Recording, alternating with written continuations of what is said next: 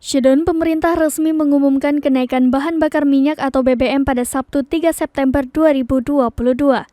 Harga Pertalite dari Rp7.650 per liter menjadi Rp10.000 per liter, solar bersubsidi dari Rp5.150 per liter menjadi Rp6.800 per liter. Sedangkan untuk BBM jenis Pertamax naik dari Rp12.500 menjadi Rp14.500 per liter.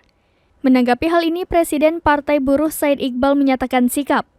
Pihaknya akan menggelar aksi demo pada 6 September mendatang. Beberapa waktu lalu Iqbal sudah mewanti-wanti Partai Buruh dan sejumlah elemen serikat pekerja akan demo jika harga BBM dinaikkan oleh pemerintah. Menurutnya kenaikan harga ini bakal sangat memberatkan kalangan pekerja. Menurutnya, buruh pabrik yang selama 3 tahun ini tidak naik upahnya sudah menyebabkan daya beli turun 30%.